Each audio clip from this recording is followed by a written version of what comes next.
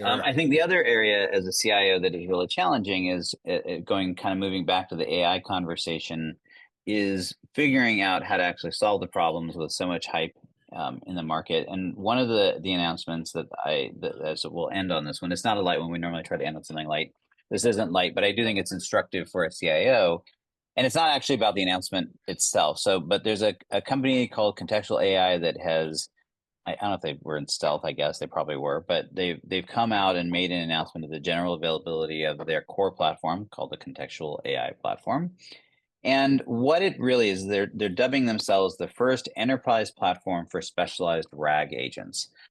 And the reason I bring it up, I don't really know much about the company or the underlying technology, but I think it's indicative of a broader trend that I'm certainly seeing.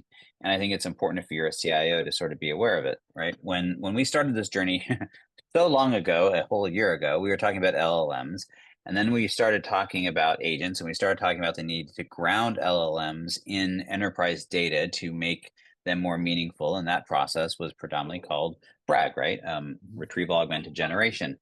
And that was sort of taken as like the end all be all. It's like, okay, you connect it to your data, you let it learn from your data, and off you go. And contextual AI's premise that I completely agree with is that that's not enough. That when we are moving into these agentic workflows, that we in fact need the ability to contextualize the data, and we need more sophisticated ways of doing that when we start looking at an enterprise data set, to understand where all the different pieces are, to have to remediate between competing sets of data that have what appear to be competing sources of truth, et cetera, that becomes a very complex problem in even a small enterprise. And so I think what's interesting is not even so much, I'm not advocating that they're the right solution to it, except to say that they are indicative of the fact that if you're a CIO, you need to be asking the hard questions and really digging into it to understand how you're going to solve your problems. Yeah, there seem to be a couple of different approaches to AI at this point, generative AI.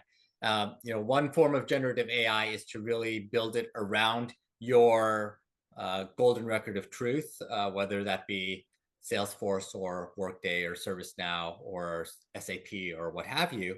But it seems like what's really missing right now are a set of third-party tools that can allow you to flexibly support retrieval augmented generation and AI support, and really data platform as a service specifically for AI. Those tools are starting to emerge at this point, and it's great to see contextual AI show up as one of those pieces, because there are going to be a certain number of companies that want to do it yourself and want to support a complex number of applications. And it's the same reason that we have integration platform as a service and data integration and application integration services, that even if you have that one ERP or CRM at the end of the day, you're still going to want to tie a couple hundred different applications or data sources together for the real models or the real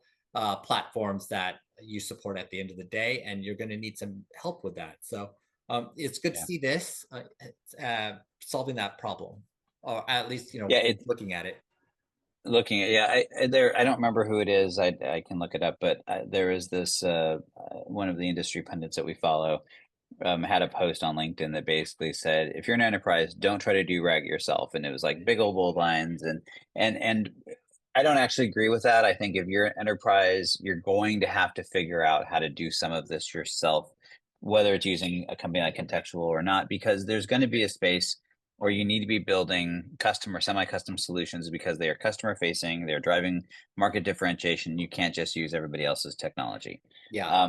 That said, what I do think is indicative of both of these is the fact that it is in fact hard. It's hard to do.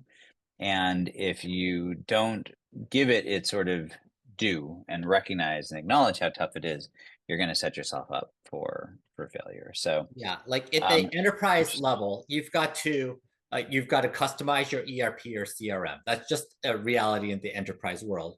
Similarly, you're going to have to do your own retrieval augmented generation. You're going to have to do your own model testing. You're going to have to do some fine tuning or tweaking of open source models if you're going in that direction to fit it to what you're doing. That's just reality. And if any of those are so difficult that they require 19 new brain surgeons in 3 years to do, you're not going to be able to do AI, but you're going to fall behind everybody else who is. Yep. Well, there you go. Lessons for the CIO. It's a tough space to be, but I think also a whole lot of fun. So there we go.